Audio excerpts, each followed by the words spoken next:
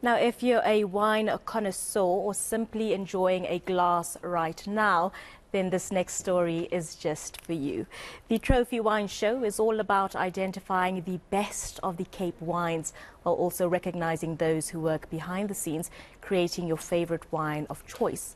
Almost 1,000 wines in various categories were sipped and judged during this event, and this year's show produced some amazing winners, bringing forth some of the best in robust reds and sophisticated whites. Now, joining us to talk more about this annual show and share a taste is chairman of the Trophy Wine Show, Michael Fridjhon. I hope I pronounced your surname correctly. Absolutely I do perfect. apologize if I haven't. Michael, thank you for joining us here on Newsnight. So talk to us about the Trophy Wine Show. I know South Africans love a glass of great wine, and Cape Town makes some of the world's best, I've been told. Tell us about the show. Well, the show's been running since 2002. We started it because we felt that the competitions that existed up until then didn't really get to identifying wines using the judges' opinions as much as using judges' scores. And as long as judges don't discuss with each other, as long as they simply submit a score and let the computer add it up for them, they're not really in control of what the final class results are like. So we made the panels much smaller. We introduced the idea of an international judge on every one of those three-person panels. We brought the judges out specially. They were world leaders in their particular field. And we wanted the judges to arrive at a consensus-driven conclusion. Okay. And the role of the chairman is to arbitrate when consensus isn't possible. So, Michael, judges sip through thousands of wines. What are they looking for when smelling and tasting? What goes into judging the perfect glass of red or white wine? So, I mean, that's an interesting question because obviously style is subjective. Some people like big, rich, robust wines. Others look for delicacy. The show itself has always encouraged a more nuanced, more refined, more balanced style of wine. We've avoided, but not necessarily never rewarded, the big blockbuster styles. There's obviously a place for them. And what we try to do is to make sure that our judges, firstly, are properly trained. So for the last 15 years, we've been running a wine judging academy, which is under the auspices of the University of Cape Town. And it's produced a whole crop of judges who, together with the international judges, have much more judging skill available to them than at any time in the past. They're aware of technical defects, but they also look for that kind of purity, which I think we like to see rewarded. And tell us about this year's winners and what it takes to be awarded as a winner at the show. Well, you know, the classes vary in size. So I've taken here a Chardonnay and I've taken a Syrah, and those are quite big classes, you know, around 70 entries per class. The judges sit and deliberate all day for a class that big. They don't taste at the same pace or even in the same sequence. And that's done so that the impression of the previous wine doesn't necessarily influence the palate on the next one, the so-called halo effect. At the end of that, they discuss, they arrive at their scores, and they say whether or not there's a gold medal in the class. If there's a gold medal, and sometimes more than one gold medal, there is a trophy judging at which all of the 9 judges sit, and that's the only time in which there's no discussion. The aggregate scores from those judges are the class winners, the best Shiraz, the best Chardonnay, the best Cape blend, the best Bordeaux blend. And each of those categories is potentially a trophy winner. Amazing. So you've brought 2 wines with you this evening. I obviously can't indulge on air, but please just talk us through it, maybe pour a few glasses so that we can see what it looks like. So and talk to us about why these wines are so magnificent.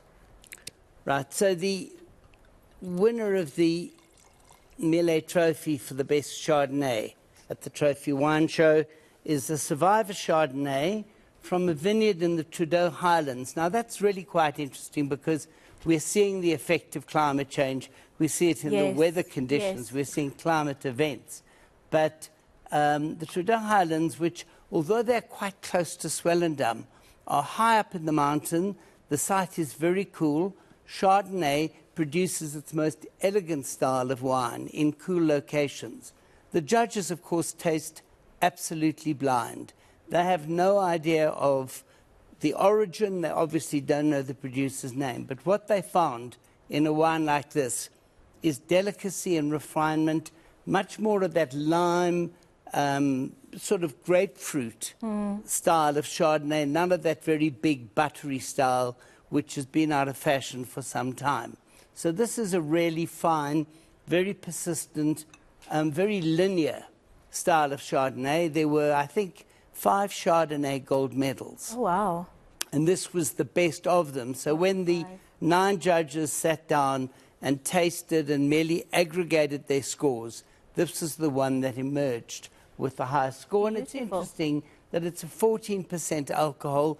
We've been seeing lots of wines at 14.5 and even, dare I say, 15%. But there's been a very clear swing towards slightly lower alcohol, slightly fresher fruit. And it's remarkable that this has been achieved in a time of climate change. So, Michael, a wine like this, you said it's a Chardonnay. Yeah. It's a white wine. People often say that white wine is better paired with a chicken dish or a fish dish. I'm not an expert, but what would you pair a wine like this with? So the old adage was white wines with white meat and red wines with red meat, and you sit on the kind of cusp when you look at a turkey. But yes, that certainly works with poultry. It's delicious with fish. It could go up to, I guess, smoked chicken salad would be wonderful with this. But often you find the rules broken. So we've got a very delicate and very floral Shiraz over there. I'll talk about it in a moment. That would actually work pretty well with salmon. Now, is salmon white flesh or pink flesh?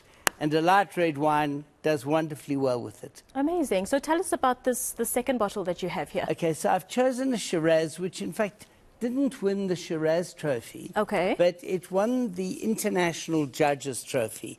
I think it's the first time in the history of the show that the International Judges Trophy has been awarded to a wine that won a gold medal in its class, but didn't emerge as the best of class trophy winner.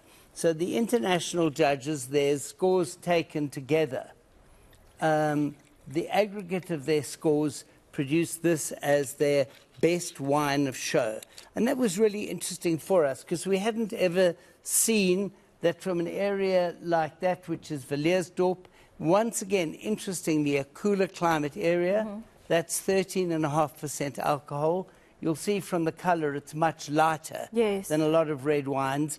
It's got a wonderful floral fragrance, and as good Shiraz should have, a faint kind of peppery nutmeg aroma.